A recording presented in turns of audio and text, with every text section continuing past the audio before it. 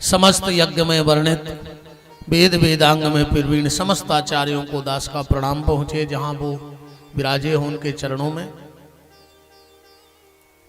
आप सबसे यह व्यासपीठ सिर्फ यही निवेदन करता है, जितना अधिक से अधिक हो सके इस मानव जीवन में भगवान का नाम लेना, क्योंकि साचे श्री राधा रमण झूठो है संसार, बाजीगर को खेल है मिटत न लागत बार। संसार के दो कष्ट बड़े भयंकर कष्ट हैं, इनसे बड़ा संसार में कोई दूसरा कष्ट नहीं है। सबसे पहला जन्म का कष्ट।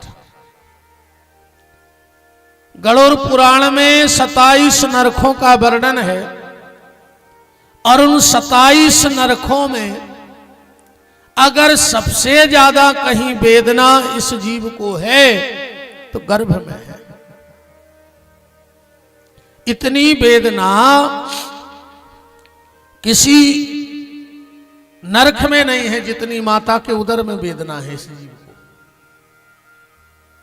इसीलिए गोस्वामी तुलसीदास जी कह रहे हैं कि तुलसी तहां न जाइयो जहां जन्म को ठोर। तुलसी तहां न जाइयो जहां जन्म को ठोर। अब इस तुलसीदास जी की बात को सुनकर के कई महात्माओं ने, कई संतों ने अपनी जन्मभूमि को छोड़ दिया, मां बाप को छोड़ दिया, परिवार को छोड़ दिया। पूछा गया कि मां बाप के पास क्यों नहीं जाते, जन्मभूमि में क्यों नहीं जाते? कहते तुलसीदास जी ने कहा है कि तुलसी तहां न जाइयो जहां जन्म को ठोर। तो जन्म का ठोर कोई गांव थोड़ी है, जन्म का ठोर गांव नहीं है। जरूरी थोड़ी कि आप लोग सिर्फ गढ़ाकोटई में जन्मे हो, कभी दिल्ली में भी जन्म हुआ होगा, कभी बॉम्बे में भी जन्म लिया होगा, ये बात अलग है। इस बार मनुष्य बन के आए, पिछली बार ना जाने कुकर सूकर गधा घोड़ा क्या बन के आए थे, पर आए तो थे संसार में। जन्म के ठोर का मतलब है मां का गर्भ। जन्म के ठोर का मतलब है माता का गर्भ। तुलसीदास जी कह रहे हैं कि इतना भजन करो, इतना भजन करो, इतना भजन करो कि जब दुनिया में आओ तो फिर आना बाकी न रहे। दुनिया में आओ तो आना बाकी ना रहे, और दुनिया से जाओ तो फिर बार बार जाना भी बाकी ना रहे। ऐसा इतना भजन करके जाओ कि बार बार इस संसार की भवाटबी में हमें आना ही ना पड़े। इतना भजन कर डालो। तो गोस्वामी जी इतनी बड़ी बात क्यों कह रहे हैं कि तुलसी तहां न जाइयो जहां जन्म को ठोर। अच्छा, एक बात और समझना, अभी तक जितने भी ठाकुर जी संसार में आए तो उनके अवतार हुए, प्रकट हुए। खाली भगवान कृष्ण का जन्म हुआ। इसीलिए हम लोग श्री कृष्ण जन्माष्टमी मनाते हैं, राम जन्म नवमी नहीं मनाते। क्या मनाते हैं? आज तो किसी ने कहा कि राम जन्म नवमी है, वामन द्वादशी जन्म है। खाली श्री कृष्ण जन्माष्टमी, क्योंकि एक बार गर्भ भगवान के पास गया और भगवान से बोला, प्रभु आपने मुझे बनाया है। भगवान बोले बनाया है, तो फिर बोले इतनी मेरी निंदा क्यों संसार में? जब आपने बनाया है तो इतनी निंदा क्यों हो रही है मेरी संसार में? जो भी संत कहेगा गर्भ में मत जाओ, गर्भ में मत जाओ, मैंने क्या बिगाड़ा? 9 महीने जीव को रखा, पाला पोसा बड़ा किया, और गर्भ से निकलने के बाद कहते कि गर्भ में मत जाओ। भगवान ने कहा सुनो, अभी तक जितने मेरे अवतार हुए मैं प्रकट हुआ, पर इस बार मैं जन्म लेके मैं खुद गर्भ में आऊंगा और तुझे शुद्ध कर दूंगा। इसलिए श्री कृष्ण जन्माष्टमी है। राम जन्मनवमी कोई नहीं मनाता, ना कोई कहता है कि राम जन्मनवमी है, रामनवमी है। तो गोस्वामी जी क्यों मना कर रहे हैं गर्भ में जाने के लिए? इसलिए मना कर रहे हैं, यह जीव मां के पेट में उल्टा लटका होता है। मां के पेट में यह जीव उल्टा लटका है, और इसका मुंह कहां है? जहां मां के पेट में मलमूत्र की थैली है, वहां इस जीव का मुंह लगा है। जठर अग्नि में तप रहा है, जठर अग्नि में तप रहा है, और इतनी भयंकर तेज आग है हमारे पेट में, इतनी भयंकर तेज आग है कि आप चूल्हे पे आलू रख दो, उबलने तो 10-20 मिनट में उबलेगा, पर वही भोजन जब पेट में जाएगा तो उस जठर अग्नि में मल बन जाएगा। कितनी तेज आग होगी पेट में। मां के पेट में उल्टा लटका है, मलमूत्र की जहां थैली है वहां मुंह लगा है, जठर अग्नि में तप रहा है। भगवान शरीर तो पूरा बना देते हैं, शरीर पूरा बना देते हैं, खाली प्लास्टर नहीं बनाते, खाल नहीं बनाते शरीर की। हमारे पेट में छोटे छोटे से कीटाणु होते हैं जो हमारे पेट की पाचन क्रिया को करते हैं, वो इसको काटते हैं, और उतने पे कभी मां ने कुछ खट्टा मिर्चा खा लिया तो वो जाकर इस जीव को लगता है, और यह जीव कराहता है गर्भ में, चिल्लाता है, चीखता है कि भगवान मुझे इस गर्भ से बाहर कर दो, बस मुझसे अब ज्यादा यातना सही नहीं जा रही है।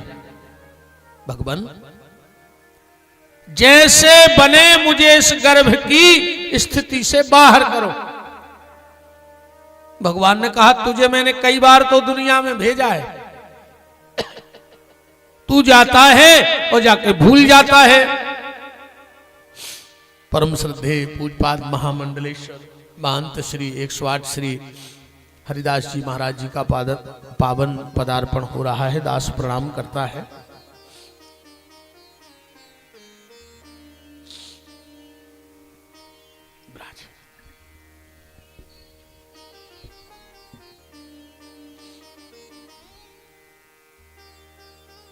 इस जीव ने कहा कि मुझे गर्भ की इस भयंकर यातना से बाहर कर दो। भगवान ने कहा क्या करोगे बाहर जाके? बोले इतना भजन करेंगे, इतना भजन करेंगे, इतना भजन करेंगे कि फिर कभी लौट के इस गर्भ में नहीं आएंगे। भगवान ने कहा करेगा भजन? बोले बस एक मौका दे दो। भगवान तो बड़े दयालु हैं, बड़े कृपालु हैं। प्रसव वायु चली और इसका जन्म हुआ। प्रसव वायु चली और इस जीव का जन्म हुआ, और जैसे ही जन्म हुआ इसने मां का स्तनपान किया। भगवान ने कहा क्यों रे, तूने तो कहा था कि बंधन से छूट के जाऊंगा, और तू मां के बंधन में बंध गया। और इस काली खोपड़ी वाले ने अपना कमाल चालू कर दिया। इसने भगवान को तर्क दिया, भगवान आपने ही तो रामायण में कहा है कि मां नहीं मात पिता नहीं देवा, साधुन सन करवा वही सेवा। अब माता को नहीं मानेंगे तो हम राक्षस नहीं हो जाएंगे। भगवान ने कहा चलो ठीक है, खूब माता की सेवा करना, संसार में मत फंसना। और 10 दिन तक परमात्मा और इस जीव की चर्चा होती रही। बार बार भगवान इसको समझाते रहे कि इस संसार में मत फंसना, इस संसार में मत फंसना। 10वें दिन से पर्दा चालू हो गया। कभी बुआ सामने आ गई, कभी चाचा सामने आ गए, कभी दादी सामने आ गई, कभी दादा सामने आ गया, और जो तार ईश्वर से सजीव का जुड़ा था वो खत्म हो गया। ऐसा पर्दा लगा, ऐसा पर्दा लगा, उसका दिखना बंद हो गया।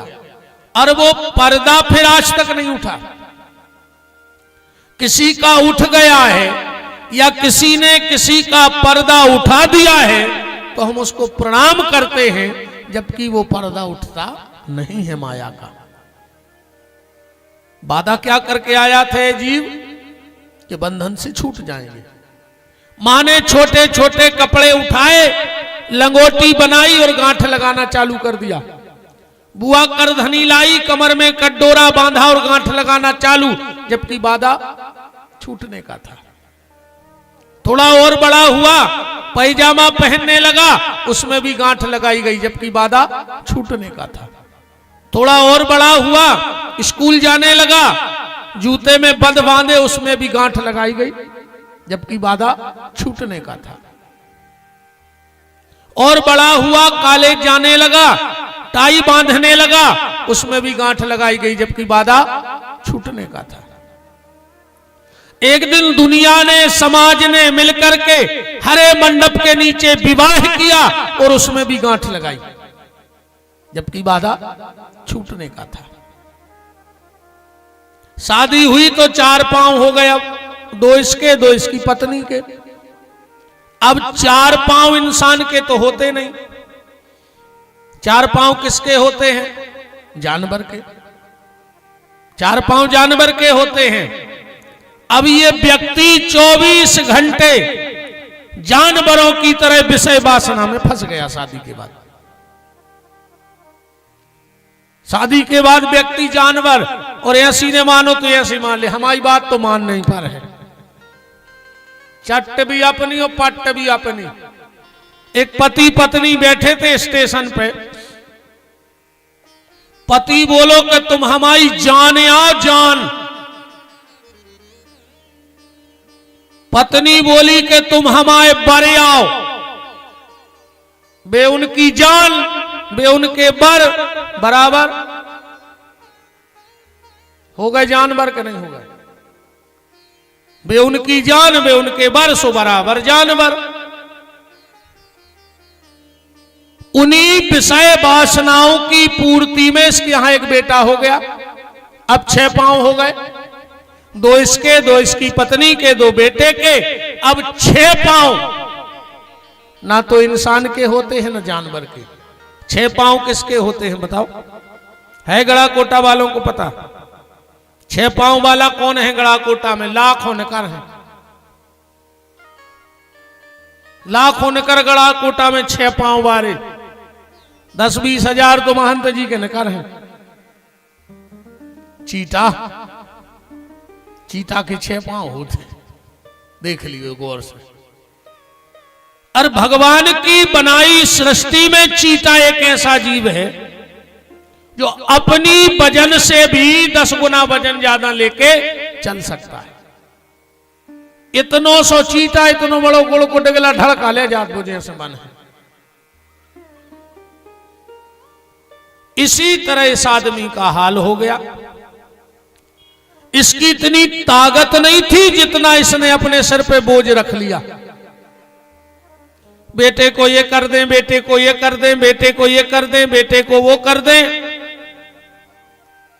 और एक बेटी हो गई, अब 8 पांव हो गए।